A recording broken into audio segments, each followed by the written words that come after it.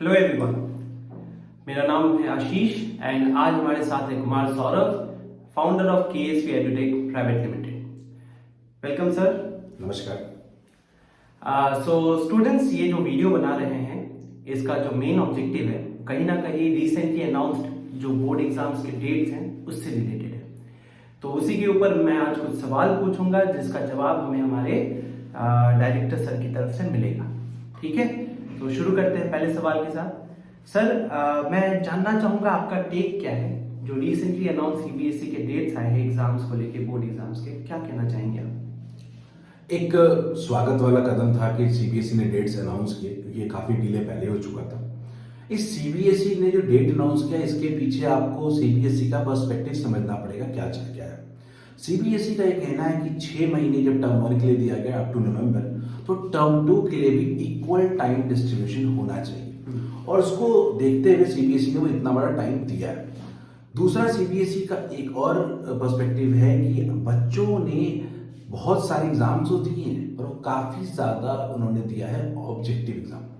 तो बच्चे subjective exam के लिए अभी शायद इतनी जल्दी तैयार ना हो, तो सीबीएसई ने बच्चों को एक मौका दिया है कि आप अपने आप को सब्जेक्टिव एग्जाम्स के लिए भी प्रिपेयर कर लें। बच्चों को इसका एडवांटेज लेना चाहिए और मैं सीबीएसई के इस कदम का समर्थन करता हूँ। ओके सर, इसी पे मैं एक छोटी सी चीज मेरे दिमाग में आई।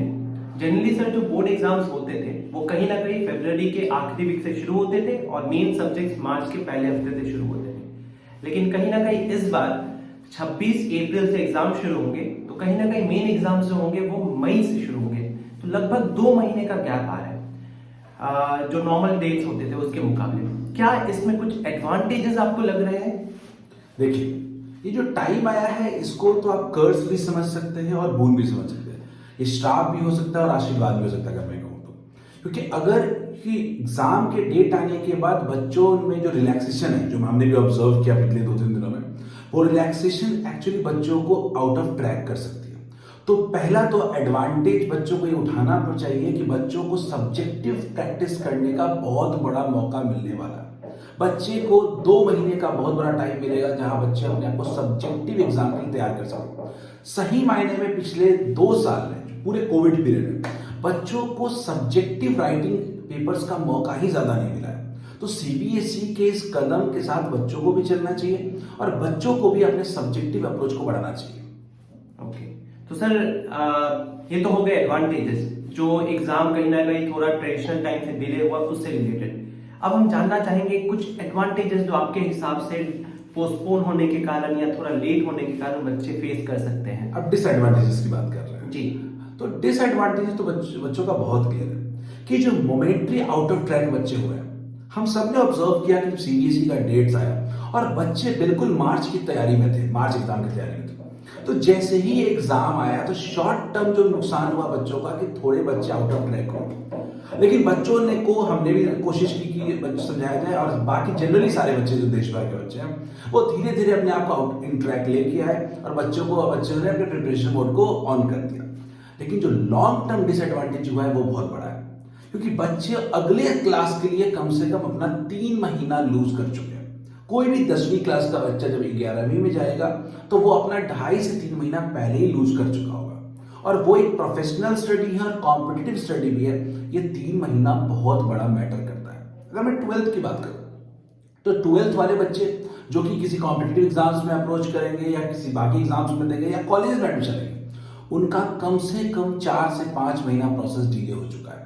ये एक पूरे करियर के ऊपर भी उनको नुकसान पहुंचा है, बट ये लॉन्ग टर्म डिसएडवांटेज है। शॉर्ट टर्म डिसएडवांटेज बच्चे ठीक कर सकते हैं, 1-2 दिन आउट ऑफ ट्रैक हुए, then they will get on to track.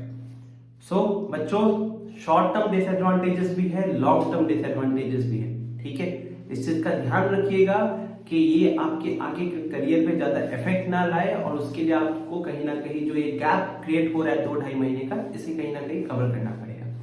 चल बढ़ते हैं आगे। सर, अब थोड़े एग्जाम्स के रिलेटेड मुझे ये जानना है कि जो स्टूडेंट्स हैं वो अभी अप्रोच क्या रखें। इसमें सर मैं चाहूंगा कि पहले अभी आप उन बच्चों को कैटर करें जो सिंसियर है, जो कहीं ना कहीं ये एक्सपेक्ट कर रहे थे कि मार्च में उनके एग्जाम्स होने वाले हैं और वो अपनी तैयारी उसके अकॉर्डिंग कर रहे थे। तो वो सिंसियर स्टूडेंट्स के लिए आप क्या मैसेज प्रोवाइड करना चाहेंगे? फ्रैंकली स्पीकिंग, 70% ऑफ बच्चे मार्च को लेके अपनी तैयारी कर रहे थे। उन्होंने अपना पूरा सिलेबस टाइम पे जनवरी एंड तक कवर कर लिया। सिलेबस उन्होंने कवर कर लिया। अब उनका अप्रोच क्या होना चाहिए? तो उनको फोकस करना होगा दो चीजों पे। एक कि अपनी नोट्स राइटिंग एबिलिटी, क्योंकि बच्चों का जो सबसे बड़ा नुकसान इस कोविड पीरियड में हुआ है वो हुआ है नोट्स राइटिंग एबिलिटी पे। बच्चों ने लिखना कम कर दिया। तो इसका उनको दोबारा इनको रीगेन करने की कोशिश करनी पड़ेगी, जो उन्होंने बचपन से किया है, कोई नई चीज नहीं है। दूसरा काम, उनको ज्यादा से ज्यादा प्रैक्टिस देना होगा, क्योंकि रिजल्ट जो होता है वो सिर्फ पढ़ने से नहीं आएगा। How many papers you attend, कितने पेपर्स अटेंड करोगे, जितना ज्यादा पेपर अटेंड करोगे एग्जाम में चीजें उतनी देखी देखी लगती हैं आपको। ये आप सबने ऑब्जर्व किया, कोई नई बात मैं नहीं बता रहा। और सर वो कैटेगरी ऑफ बच्चे जो थोड़े से नॉन सीरियस थे और कहीं ना कहीं वो फरवरी में पढ़ाई अपनी शुरू करने वाले थे, ये देखते हुए कि मार्च में एग्जाम्स होगा, उनके लिए आप क्या मैसेज प्रोवाइड करना चाहेंगे? बच्चों के लिए मैं कहना चाहूंगा जो नॉन सिंसियर है कि बच्चों ये 10th का एग्जाम लाइफ में एक बार आता है और ये लाइफ टाइम आपको मेमोरीज रहेगी। कोई नहीं बाद में पूछेगा कि IIT का रैंक कितना है, पहला सवाल होगा 10th में मार्क्स कितने हैं। ये बात अपने आप पेरेंट्स से भी कंफर्म कर सकते हैं। तो जब ये एग्जाम लाइफ का इतना बड़ा एग्जाम है तो आपको भी समझना पड़ेगा इस एग्जाम में ज्यादा अच्छा करने के एफर्ट्स आपको भी डालने पड़ेंगे। You can't take it lightly. और CBSE ने जो एग्जाम को 26 अप्रैल से किया बच्चों, ये आपके लिए लास्ट और गोल्डन अपॉर्चुनिटी है कि इस 2 महीने के स्पैन का बेहतर यूटिलाइजेशन कर करके पहली रिस्पॉन्सिबिलिटी आपकी होनी चाहिए कि आपका 100% सिलेबस कवर्ड हो। अगर आप एक लाइन भी सिलेबस में अगर आप छोड़ के जाते हो तो अपने आप को एग्जाम में एंटर करने के पहले ही डिसएडवांटेज में डाल देते हो। तो पहला तो 100% सिलेबस कवरेज होना चाहिए और दूसरा जो बात होना चाहिए कि प्रैक्टिस। जितनी जल्दी सिलेबस कवर करोगे उतना ही ज्यादा एग्जाम प्रैक्टिस आप कर पाओगे। तो बच्चों मेरा आपसे निवेदन रहेगा कि आपको ये बहुत अच्छी अपॉर्चुनिटी मिली है और आप इसका फायदा उठा के अपने लैगिंग्स को कवर कर लिया। बिल्कुल। सो बच्चों ये मैसेज जो है कहीं ना कहीं 10th वाले जो है बोर्ड्स की तैयारी करें एंड 12th वाले सीरियस और नॉन सीरियस स्टूडेंट्स दोनों के लिए। अब थोड़ा उनके लिए बात कर लेते हैं जो 12th में है और बोर्ड्स के अलावा बहुत सारे कॉम्पिटिटिव एग्जाम्स की तैयारी करें, जैसे JEE की हो गई, नीट की हो गई, NDA की हो गई। उनके लिए आप क्या मैसेज प्रोवाइड करना चाहेंगे?